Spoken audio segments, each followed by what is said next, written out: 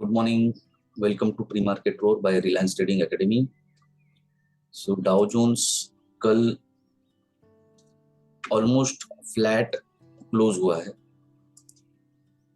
तो शुरू में थोड़ा सा दबाव देखने को मिला, नीचे गया, लेकिन नीचे से अच्छा खासा बाउंस तो दिखाया है डाउ जोन्स ने। ठीक है। और अगर ऑप्शंस डेटा की बात करूं तो 33,500 पर फर्स्ट प्रोमिनेंट सपोर्ट जो है वो डाउ जोन्स के लिए है। और अगर 33,500 के नीचे जाता है तो फिर 33,000 का नेक्स्ट सपोर्ट है। लेकिन फिलहाल 34,000 के आसपास ही डाउ जोन्स काम करता हुआ दिखेगा, ऐसा मेरा अनुमान है। कुछ दिन के लिए फ्लैट ट्रेड होगा। ऊपर की तरफ 34,300 का एक टारगेट बनता है और 34,300 के ऊपर अगर सस्टेन हुआ डाउ जोन्स तो 34,700 का टारगेट दिखता है। डाउ जोन्स से इस बार थोड़ा सा डेटा ज्यादा अच्छा दिख रहा है, इस लेवल से ज्यादा अच्छा दिख रहा है एसएनपी के लिए। एसएनपी में एक 3960 3960 के पास एक बहुत स्ट्रॉन्ग तो नहीं कहूंगा, लेकिन वहां पर एक सपोर्ट है। और जैसे कि हम लोग देख रहे हैं चार्ट पर, वो सपोर्ट फिलहाल तो काम कर रहा है। और मुझे ऐसा लगता है कि यहाँ से एक अप मूवमेंट हमको मिलेगी।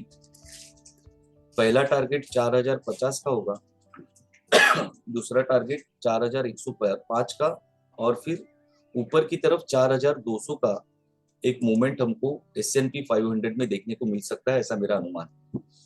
कल जर्मनी का इन्फ्लेशन का डेटा रिलीज हुआ है और जिसमें मोर देन एक्सपेक्टेड अच्छा उन्होंने इन्फ्लेशन का डेटा रिलीज किया है या डिक्लेयर किया है। तो मतलब इन्फ्लेशन कम होता हुआ नजर आ रहा है। तो उसका असर मुझे ऐसा लग रहा है कि मार्केट के ऊपर होगा। तो S&P 500 भी ये जो ऊपर के लेवल्स 4050, 4105 और फिर अल्टीमेटली 4200 तक का सफर हमें एक या दो हफ्ते में देखने को S&P 500 में मिल सकता है। ऑयल की बात करेंगे तो ऑयल पे फिलहाल 80 और 81.5 पर एक स्ट्रॉन्ग रेजिस्टेंस है और ऑयल का डेटा बियरिश ही लग रहा है। कल उसने जो हमने सपोर्ट आइडेंटिफाई किया था 75 के आसपास का, उसके नीचे कुछ देर के लिए ट्रेड किया, लेकिन वहां से एक स्ट्रॉन्ग बाउंस ऑयल में देखने को मिला। क्रूड ऑयल की बात कर रहा हूँ।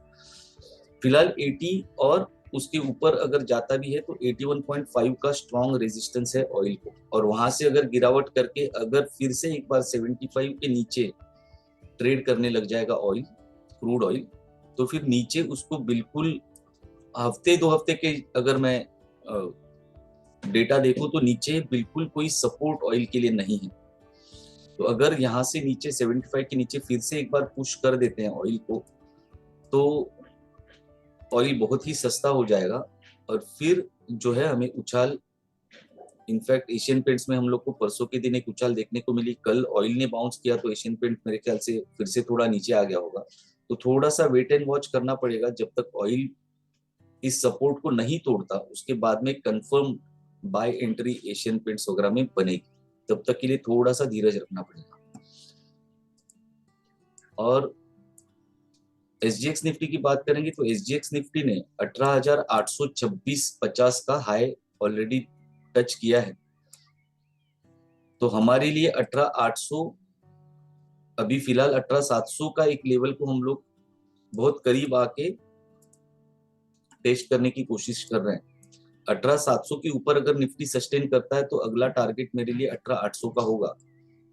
SGX निफ्टी का टारगेट अभी भी बहुत ही करीब, मतलब ऑब्वियस टारगेट अभी बनता हुआ लग रहा है 19,000 का, जो मैंने एक दो दिन पहले भी बोला था कि अब मेरे मन में बिल्कुल शंका नहीं है कि SGX निफ्टी 19,000 जाएगा। और अगर SGX निफ्टी और निफ्टी के बीच का जो 200 रुपए के आसपास का जो अंतर है, वो कभी कम होता है कभी ज्यादा होता है, लेकिन ऑन एन एवरेज अगर मान ले कि 200 रुपए तक, 200 रुपए का जो गैप बना हुआ है SGX निफ्टी और निफ्टी में, तो उस हिसाब से निफ्टी का टारगेट 18,800 का बनता हुआ दिखता है। तो पॉसिबल है कि इस गुरुवार के पहले ही या गुरुवार को ही हम लोग 19,000 टच कर ले SGX निफ्टी और निफ्टी 18,800 टच करे। लेकिन आज मुझे ऐसा लग रहा है कि निफ्टी के पास एक मौका है, ये जो गैप है वो फिल करने का, जो एसजीएक्स में और एसजीएक्स निफ्टी में और निफ्टी में जो गैप है, वो गैप कवर अप करने का मौका अच्छा खासा है, क्योंकि एसजीएक्स निफ्टी ने बहुत ज्यादा मूवमेंट, ना ही बेरिश ना ही बुलिश, बहुत ज्यादा मूवमेंट नहीं किया है। ऑलमोस्ट फ्लैट है एसजीएक्स निफ्टी। और निफ्टी खुलने के बाद में अगर 18,600 का एक सपोर्ट बनता हुआ नजर आ रहा है निफ्टी को, तो थोड़ा बहुत वोलेटिलिटी में अगर 18,600 के आसपास में जाके भी अगर ऊपर की तरफ निफ्टी मूवमेंट करता है, जो कि बहुत ज्यादा संभावना है, तो हम लोग ये गैप भी फिल कर सकते हैं एसजीएक्स निफ्टी के साथ वाला। और इस बार हम आज 18,700 के ऊपर जा सकते हैं। दूसरा एक अच्छा खबर ये मेरी नजर से आ रहा है कि बैंक निफ्टी का जो डेटा अभी तक बहुत ज्यादा बेयरिश लग रहा था, वो बेयरिशनेस धीरे धीरे कम होते जा रहा है, ऊपर की तरफ के रास्ते धीरे धीरे खुलते हुए नजर आ रहे हैं।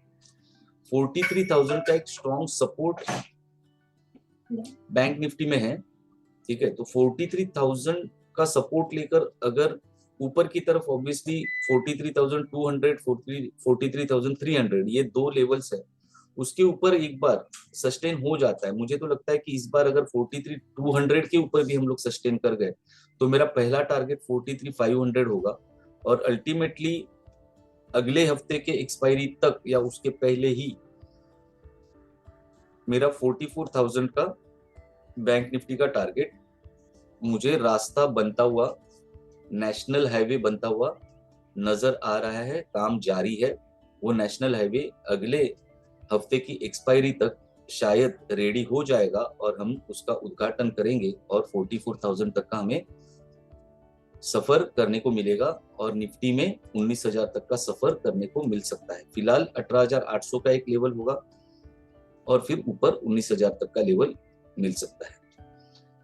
स्टॉक स्पेसिफिक बात करूंगा तो आईसीआईसीआई प्रूली, क्या रीजंस है पता नहीं, लेकिन अगर आप वीकली चार्ट देखो तो बहुत ही बुरी तरह से काफी दिनों से पिटते आ रहा है।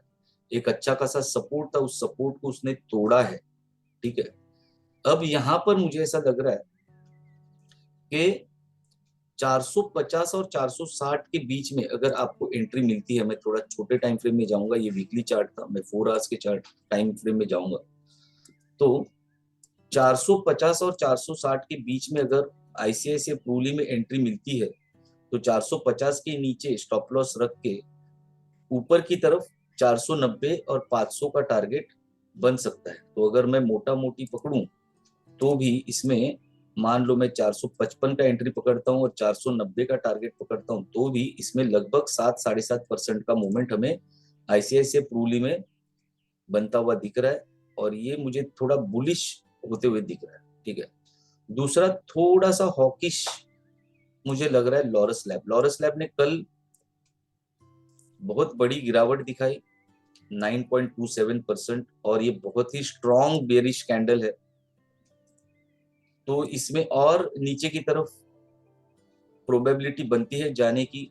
आज हो सकता है थोड़ा सा बाउंस करे, फिर एक बार एंट्री दे। तो नीचे की तरफ 400 का भले ही हमको एक इमोशनल सपोर्ट लग रहा है, लेकिन 400 से भी नीचे थोड़ा जा सकता है। मुझे ऐसा लग रहा है ये जो प्रेशर बना हुआ है बियर्स का, ये प्रेशर उसको मुझे ऐसा लग रहा है कि नीचे की तरफ लेके जा सकता है। अगर इसमें बाउंस मिला 420 430 के आसपास से अगर एंट्री मिली, तो इसमें शॉर्ट पोजीशन ही बनता है।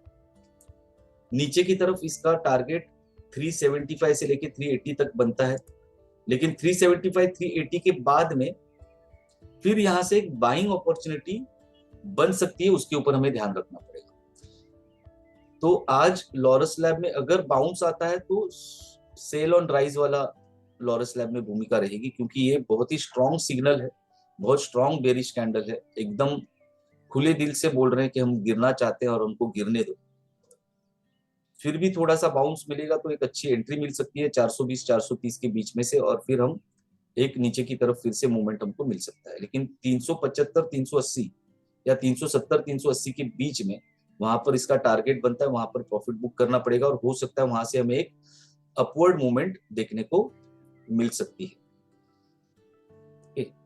तो ये रहा आज का स्टॉक स्पेसिफिक आईसीआईसीआई प्रूली और लॉरस लैब। कुछ स्टॉक्स मैंने पिछले एक दो प्री मार्केट सेशंस में डिलीवरी बेस्ड बाइंग करने का अपॉर्चुनिटी मैंने फाइंड आउट करके दिया था। वैसे ही एक है, कल कल के भी एक प्री मार्केट में मैंने एक बताया था। तो और कुछ अच्छे अच्छे स्टॉक्स है जो मैं कल के मतलब कल आने वाले प्री मार्केट में मैं आपको शेयर करूंगा, उसके ऊपर के मेरे व्यूज। उसके लिए बने रहिएगा। लाइक, कमेंट, शेयर और सब्सक्राइब करना मत भूलिएगा। अपने दोस्तों के साथ में लिंक शेयर करना मत भूलिएगा। अगर आपको ये अपॉर्चुनिटी जो एनालिसिस मैं कर रहा हूँ वो अच्छा लग रहा है तो अपने दोस्तों के साथ में शेयर करना मत भूलिएगा। और नई बैच मेरी क्लासेस की शुरू हो रही है दिसंबर महीने में। मेरा इरादा है कि पहले ही हफ्ते में शुरू करूं। तो अगर किसी को टेक्निकल एनालिसिस सीखने की इच्छा है तो रिलायंस ट्रेडिंग एकेडमी को जल्दी से जल्दी संपर्क करें, ताकि नए साल में आप एक नई शुरुआत कर सकते हो अपने ट्रेडिंग की लाइफ में। तब तक के लिए धन्यवाद। फिर मिलेंगे कल के प्री मार्केट रोड में। Take care, trade safe, bye bye.